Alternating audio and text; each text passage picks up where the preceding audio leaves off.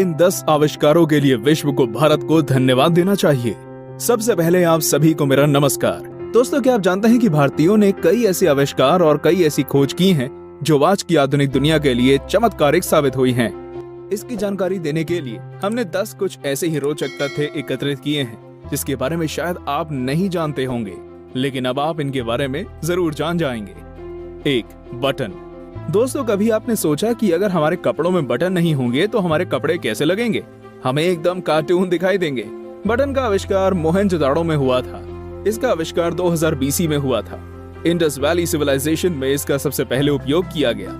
आज हम जब बटन का उपयोग करते हैं तब हमें ये बहुत ही साधारण सी बात लगती है और हम कभी इस बात पर ध्यान नहीं देते कि बटन का आविष्कार क्यों किया गया होगा और इसका आविष्कार किसने किया होगा, क्योंकि ये बहुत छोटी सी चीज है। शायद हम ये भी नहीं जानते होंगे कि इसका आविष्कार हमारे भारत में ही हुआ है और आज पूरे विश्व में इसका उपयोग किया जाता है। 2. कपास का उत्पादन। पुराने जमाने में ग्रीक के लोग केवल जानवरों की खाल ही पहनते थे। उन्हें कपास के बारे में कोई भी जानकारी नहीं थी। सबसे पहले भारत में ही कपास की खेती करना शुरू किया गया था और सिर्फ 5th और 4th millennium BC Indus valley civilisation में ही सबसे पहले कॉटन के कपड़ों का उपयोग किया गया था और धीरे धीरे सब लोग पूरी दुनिया में कपास के कपड़ों का उपयोग करने लगे। लेकिन शायद हम में से किसी को ये जानकारी नहीं है कि कपास के कपड़े, या ये कह सकते हैं कि आज के आधुनिक युग में जो कपड़े हैं उसके बनने की शुरुआत भी हमारे भारत में ही हुई है। कपास की कपड़ों के निर्माण में महत्वपूर्ण भूमिका है। अगर कपास की खोज नहीं की गई होती तो हम कपड़ों से अछूते रहते। 3. Binary code. बाइनरी नंबर का सबसे पहले प्रयोग 200 BC में पिंगल ने किया। पिंगल एक लेखक का नाम है जिन्होंने चंदा शास्त्र नाम की एक पुस्तक लिखी है। पिंगल उस समय के संस्कृत लेखकों की सूची में सबसे अव्वल नंबर पर थे। हम में से कई लोगों को नहीं पता होगा कि बाइनरी कोड की शुरुआत भी हमारे भारत में ही हुई थी। हमें लगता है कि बाइनरी कोड का आविष्कार किसी विदेशी सांख्यिकी ज्ञाता का है, लेकिन नहीं, ये भारतीय सांख्यिकी ज्ञाता की खोज है। 4. इंक, स्याही। 4वीं शताब्दी से ही हमारे भारत में इंक का प्रयोग किया जाता रहा है। इसमें एक बहुत ही नुकीली पेन की तरह लकड़ी डुबा कर लिखा जाता रहा है। स्याही का प्रयोग शुरुआत से ही दक्षिण भारत में बहुत प्रचलित रहा है। लिखने के उद्देश्य को पूरा करने के लिए स्याही का आविष्कार किया गया। सबसे पहले भारत में ही स्याही का आविष्कार करने के लिए कार्बन पिगमेंट का उपयोग किया गया, जिसे मुसी कहा जाता था। प्राचीन समय में मोर के पंख के नुकीले तरफ को स्याही में डुबाकर पन्नों पर लिखा जाता था। इसके बाद धीरे धीरे पेन का आविष्कार हुआ और नए तरीके की कलम से लिखने में सहायता मिलने लगी। पेन का आविष्कार लेविस E. वाटरमैन ने किया था। धातु का कार्य। धातु और स्टील की भी खोज बहुत पुराने समय में भारत में कर ली गई थी।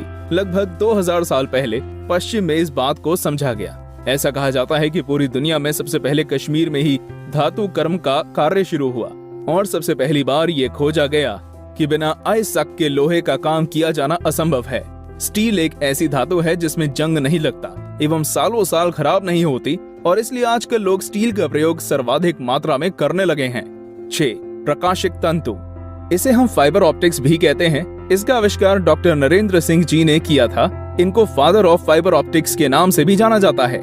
इनका नाम फॉर्च्यून मैगजीन में छपा था। अनसंग हीरो के नाम से भी इन्हें जाना जाता है और इनके काम के लिए इस मैगजीन में इनकी खूब प्रशंसा की गई।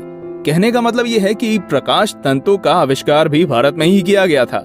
ये प्रकाशित तंतु कांच या प्लास्टिक धातु से बना हुआ होता है एवं इसका संचरण लंबाई में प्रकाश की दिशा में होना संभव है। सबसे बड़ी बात की संचार सुविधाओं में इनका विशेष योगदान है। 7. Plastic surgery.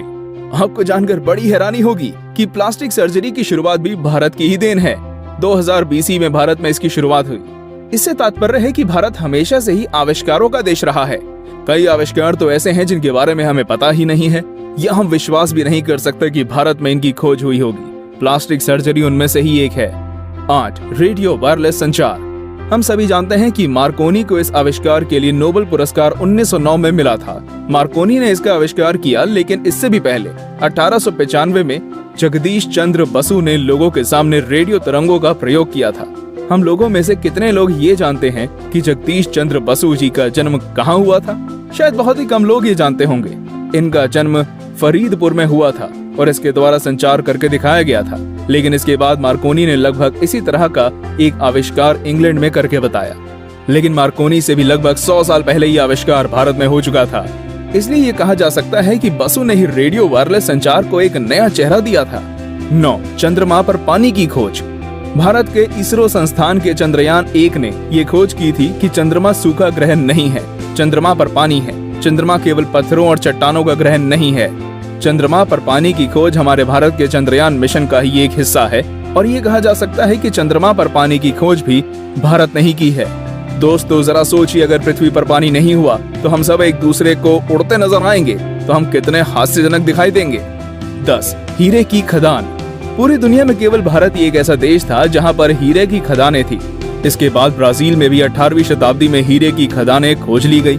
लगभग 5000 साल पहले हीरा केवल भारत में ही पाया जाता था और हीरा अधिकतर मध्य भारत में ही पाया जाता था। इसलिए हम ये कह सकते हैं कि भारत को पहले सोने की चिड़िया तो कहा ही जाता था, लेकिन हीरा भी भारत में ही खोजा गया है, इसलिए भारत एक संपन्न देश माना जाता है। तो दोस्तों आपने देखा कि कितनी सारी खोजें हमारे भारत देश में हुई हैं, जिनके बारे में हमें आज तक कुछ पता नहीं था, लेकिन अब हम ये कह सकते हैं कि हमारा भारत कई खोजों और आविष्कारों का देश है। भारत की खोजों ने और आविष्कारों ने ही दुनिया को यह आधुनिक चेहरा दिया है।